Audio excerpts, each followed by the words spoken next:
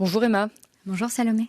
Je sais pas toi, mais moi, l'information de l'été qui m'a interpellée, c'est quand la première ministre Elisabeth Borne a annoncé le 5 août qu'il y avait 100 communes en France qui étaient privées d'eau potable. C'est-à-dire qu'il y a eu des camions-citernes qui ont dû ravitailler ces villes et ces villages, et il y a des Français qui ont ouvert leur robinet à un moment et il n'y avait plus d'eau qui coulait. Est-ce que c'est quelque chose qui est déjà arrivé dans le pays ? Alors c'est quelque chose à laquelle on n'est absolument pas prêt, mais par contre, ce qui est clair, c'est qu'on a un précédent. On a eu une sécheresse très importante en 2005. Alors c'était pas une sécheresse avec des vagues de chaleur, et on a même eu plutôt un été très froid, mais 50 jours consécutifs sans pluie, eh bien, ça a généré le fait que certaines communes se sont retrouvées avec des ruptures d'alimentation en eau potable.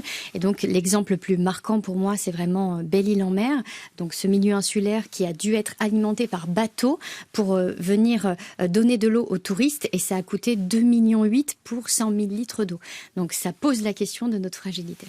Oui, puis surtout que c'est pas des solutions viables sur le long terme. On peut pas alimenter toutes les villes et villages de France par camion-citerne ou par bateau.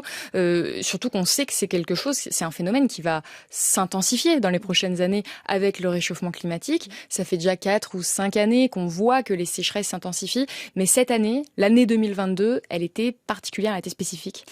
Oui, vraiment, cette année, c'est inédit. En fait, d'abord l'ampleur. T'as effectivement plus de 100 communes qui sont coupées d'alimentation en eau potable. On n'a même pas connu ça, même pas 10, même pas 5, si tu veux, en 1976, quand on a eu les sécheresses historiques qui pourtant fait référence. Donc, en fait, on se rend compte que cette année, on a eu des sécheresses partout. D'abord, une sécheresse du ciel. Il n'y a pas eu d'eau de pluie. Et cette eau, elle n'est pas tombée. Y compris en hiver. On pense pas souvent à ça. On pense à la sécheresse. C'est quelque chose qui se passe pendant les canicules, quand il fait très très chaud.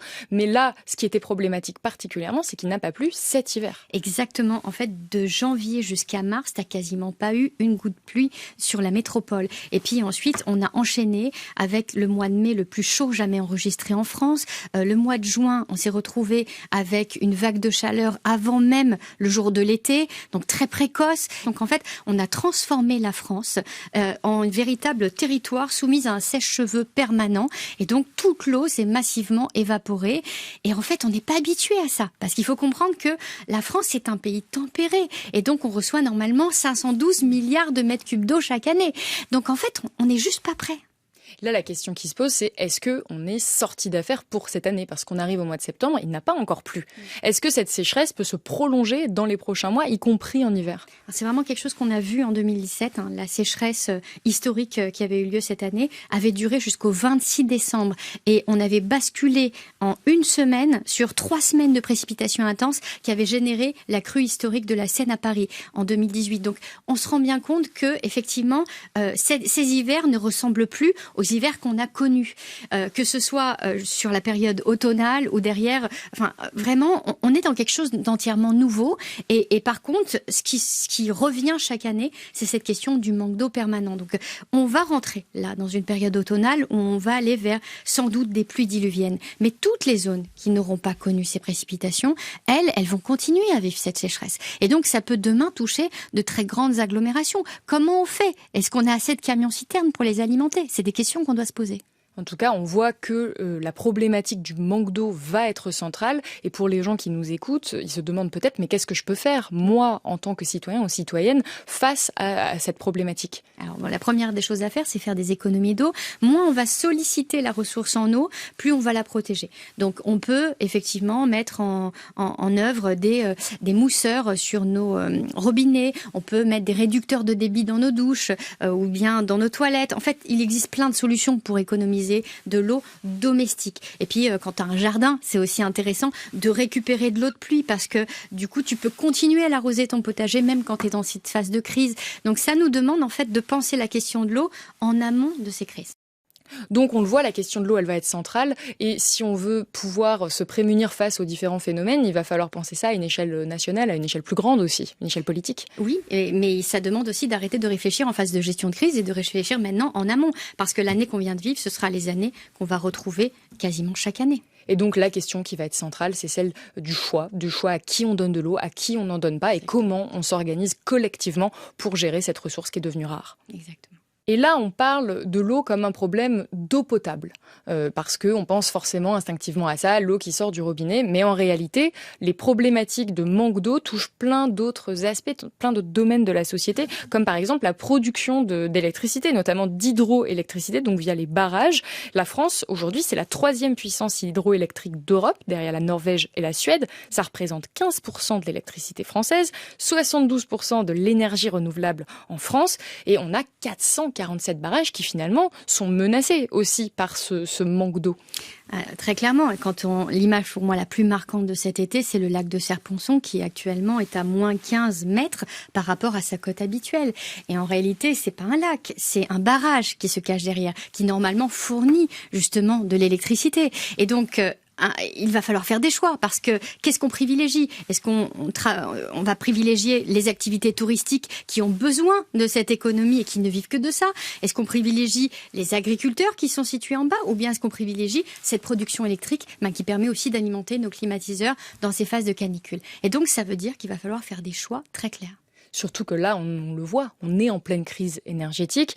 L'eau est devenue une denrée rare, mais l'énergie est aussi en train de devenir quelque chose de rare et de précieux, d'autant plus que cette question de la sécheresse et de l'impact que ça a sur les barrages hydroélectriques, ça ne touche pas que la France. C'est aussi quelque chose qu'on retrouve à l'international, notamment en Chine, par exemple, qui vient de traverser 2 mois d'intense chaleur et qui a aussi des problèmes avec ses propres barrages.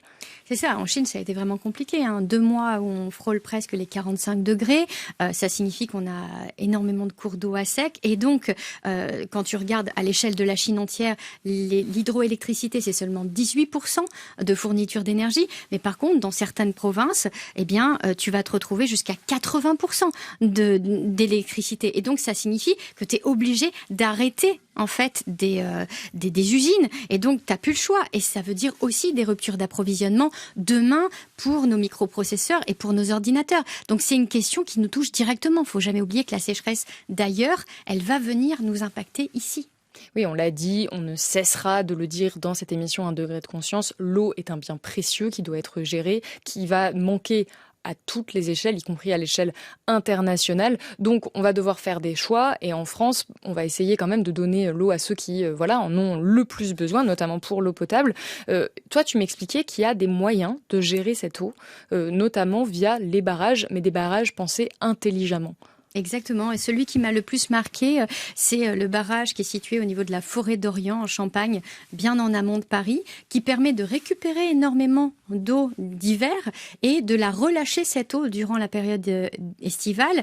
Et donc, on se retrouve avec un débit de la Seine qui est encore aujourd'hui présent. Et la Seine ne ressemble pas du tout à la Loire actuellement. Et oui, en fait, ça crée des espèces de réserves d'eau qui fait qu'on ne manque pas en plein été. Exactement. Mais quand ces réserves d'eau, elles sont pensées intelligemment, de manière cohérente, ça devient d'énormes réserves de biodiversité où tu vas avoir plus d'une centaine d'espèces d'oiseaux, des peuples migrateurs, où tu as derrière des mammifères incroyables, tu as vraiment 17 espèces de poissons. Donc en fait, c'est un système qui marche et en plus qui peut être même une activité touristique locale.